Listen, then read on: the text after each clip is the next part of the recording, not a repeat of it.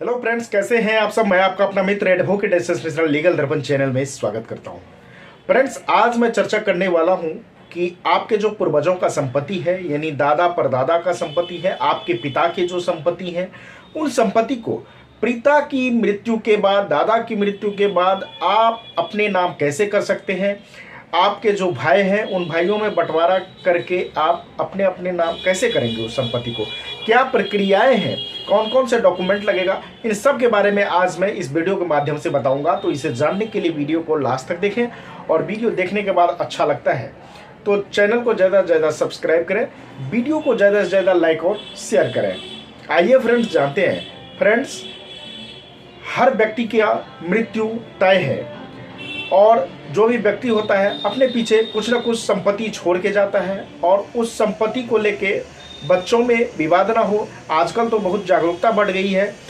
बाप पहले ही वसीयत बना के सभी बच्चों के में जाते हैं कि मेरे मृत्यु के बाद ये संपत्ति इस हिसाब से बंटवारा होगा, तो पहले ही वसीयत बना देते हैं। लेकिन बहुत सारे फैमिली अभी भी हैं जो जागरूक नहीं है और वो वसीयत बना के नहीं जाते हैं। तो उस स्थिति में यदि जो भी बच्चे हैं वो बच्चे अपने संपत्ति को पिता की मृत्यु के बाद अपने भाइयों में बंटवारा करके अपने अपने नाम से अलग अलग कागज कैसे बनाएंगे, वो अलग अलग कागज बनाने के लिए उनको सबसे पहले क्या करना चाहिए, जमीन का जो खतियान है उस खतियान का पता लगाना चाहिए, वो खतियान लाना चाहिए। यदि रजिस्ट्री का पेपर हो तो रजिस्ट्री का पेपर भी चाहिए, यदि वो दाखिल खारिज का पेपर है वो भी चाहिए, यदि रसीद कटाते हैं तो रसीद भी चाहिए। तो ये सब पेपर इकट्ठा कर ले। यदि ये सब पेपर नहीं भी है तो यदि खतियान है सिर्फ, तो खतियान से खाता खेसरा नंबर हर एक ज़मीन का पता लगाएं। अब हर एक ज़मीन का यदि खाता खेसरा नंबर पता लगाएंगे तो चूंकि उनके पास रजिस्ट्री का पेपर तो नहीं है, कैसे लगाएंगे हर ज़मीन का, एक ज़मीन का टुकड़ा तो उनके पास है नहीं और भी बहुत सारे ज़मीन होंगे। तो उनका पता लगाने के लिए सबसे पहले वो एक अपने लोकल अमीन साहब को रखें। अमीन साहब से हर प्लॉट पे जाए, वो अमीन साहब नक्शे के हिसाब से वो सारे ज़मीन का खाता नंबर, खेसरा नंबर, प्लॉट कितना उसका रकबा है, कितना ज़मीन है, सारा कुछ वो डिटेल उनको दे देंगे। वो सभी ज़मीन का डिटेल ले लें। सभी ज़मीन का डिटेल लेने के बाद वो ज़मीन कौन सी प्लॉट किस भाई के हिस्सा में जा रहा है वो सारा एक कागज़ पे लिख लें। वो सब अलग अलग करने के बाद अच्छा ये भी कर लें कि जो ज़मीन जिस भाई को दे रहे हैं, जिस भाई में बंटवारा हो रहा है, उस ज़मीन का खाता नंबर क्या है, खेसरा नंबर क्या है, रकबा क्या है, चौहद्दी क्या है, सारा डिटेल वो एक इकट्ठा करके अपना अमीन साहब से पूरा वहीं पे तैयार करवा लें। ये तैयार करने के बाद अब बारी आती है वकील साहब की। वकील साहब की बारी आती है कि वकील साहब के पास जाए। वकील साहब से आप बोले कि ये ज़मीन हमें अपने अपने नाम कराना है, ये डिटेल है। वो डिटेल वकील साहब को दें। अब हर स्टेट का अलग अलग है, कहीं 100 रुपया का भी स्टाम्प पेपर पे होता है, कहीं कहीं ज़्यादातर स्टेट में 1000 रुपीज़ के स्टाम्प पेपर पे होता है। तो स्टाम्प पेपर खरीदें। उस स्टाम्प पेपर पे जो जो ज़मीन है, जो खाता नंबर, खेसरा नंबर, जितना भी डिटेल है ज़मीन का वो सारा लिखें। और जो ज़मीन जिसको जा रहा है, मतलब जिस भाई को के हिस्से में जो ज़मीन जा रहा है वो सारा डिटेल, खाता नंबर, खेसरा नंबर, ये ज़मीन इस भाई में गया, मतलब ऐसे पूरा वो स्टाम्प पेपर पे ड्राफ्टिंग करवा लें।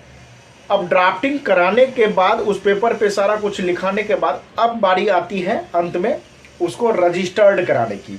तो देखिए, इसका आप नोटरी भी करा सकते हैं और नोटरी लेकिन ज़्यादा वैल्यूएबल नहीं होता है लेकिन कंपैरेटिवली कम। कोशिश ये करें कि उसको रजिस्टर्ड करवा लें। अब रजिस्टर्ड करवाने के लिए जो भी पार्टी है, जैसे मान लीजिए आप 3 भाई हैं तो तीनों भाई का तीनों पेपर पे साइन होना चाहिए। और इसके लिए आपको एक डॉक्यूमेंट की और ज़रूरत पड़ेगी, वंशावली की। उससे ही पता चलेगा कि आप इनके वंशज के हैं, मतलब आपके परदादा ये थे, फिर दादा ये थे, आपके पिताजी ये हैं, आपके पिताजी में ये 3 लड़के हैं। तो इससे ये चीज़ पता चलता है। तो वंशावली भी बना लें। उस हिसाब से फिर रजिस्ट्री कराने के लिए उस पेपर को रजिस्टर्ड करवा लें। वकील साहब रजिस्टर करवा देंगे, ड्राफ्टिंग करके रजिस्टर करवा के। और जैसे 3 भाई हैं तो एक एक पेपर जो है, एक एक कापी तीनों भाई रख लें। अब 3 भाई हैं, तीनों यदि ओरिजिनल ही रखना चाहते हैं तो 1000 का 3000 का 3 स्टाम्प पेपर ले लें। अब तीनों एक एक रख लें। तीनों पेपर पर तीनों भाई का साइन रहेगा। उसके बाद यदि 2, 4, 5 जितने भी विटनेस होता है उस सारे विटनेस का उस पर साइन करा लें। विटनेस में आपके जो ग्राम पंचायत का जो सरपंच होता है उसको ले लें, क्योंकि सरपंच जो है न्याय के मामले में सरपंच का सर्वोत्तम स्थान है आपके पंचायत में, तो उसका भी साइन करवा लें। तो इस तरीके से आपके जो जमीन है उस जमीन का यदि पिता के द्वारा खरीदा गया हो या पूर्वजों का संपत्ति हो, आपकी पिता की मृत्यु के बाद यदि पिता ने कोई वसीयत बना के नहीं गया है, क्योंकि वसीयत यदि बना रहता है तो उसमें वो लिखे रहते हैं कि ये जमीन इसका खाता नंबर ये है, खेसरा नंबर ये है, ये इस लड़के के फेवर में है, ये इस लड़के के फेवर में है, ये इस लड़के के फेवर में है। लेकिन वो यदि ऐसा बना के नहीं गए हैं तो जो प्रक्रिया मैंने अभी बताया है उस प्रक्रिया को फॉलो करें। यदि वसीयत बना के गए हैं फिर भी आप अलग अलग पेपर करना चाहते हैं तो वसीयत तो रहेगा ही, लेकिन वसीयत को कोई चैलेंज भी कर सकता है फ्यूचर में। तो यदि रजिस्टर्ड वसीयत भी है फिर भी यदि वसीयत को प्रोवेट करवा लिए हैं तो उसको चैलेंज नहीं कर सकता। यदि नहीं है तो आप अलग अलग यदि कागज बनाना चाहते हैं तो यही प्रक्रिया फिर कर ले। वसीयत के हिसाब से वो जमीन का स्टाम्प पेपर पे लिख के फिर उसको रजिस्टर्ड करवा दिया जाएगा।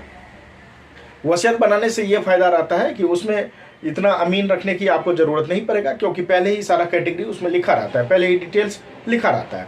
तो ये प्रक्रियाएं होती है कि आप अपने नाम से आपकी पिता दादा की मृत्यु के बाद अपने नाम से प्रॉपर्टी करवा सकते हैं। फ्रेंड्स, यदि आपके सिस्टर भी हैं तो कल होके सिस्टर यदि उस प्रॉपर्टी में ऑब्जेक्शन ना डाले तो इसीलिए आप क्या करें, तो जब ये काम करें तो अपने बहन से भी सहमति ले लें, क्योंकि हो सकता है कल होके बहन ऑब्जेक्शन डाल दे कि मेरा तो सहमति नहीं लिया गया, मुझे भी चाहिए प्रॉपर्टी में हिस्सा।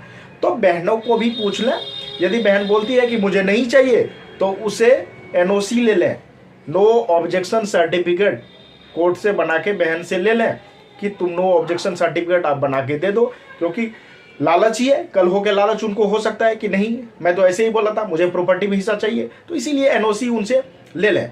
तो यह प्रक्रिया अपना के आप अपने अपने नाम से प्रॉपर्टी कर सकते हैं। फ्रेंड्स, जानकारी कैसा लगा आप मुझे कमेंट करके बताइएगा। कोई कंफ्यूजन हो तो कमेंट कीजिएगा, उसका रिप्लाई देने का मैं कोशिश करूंगा।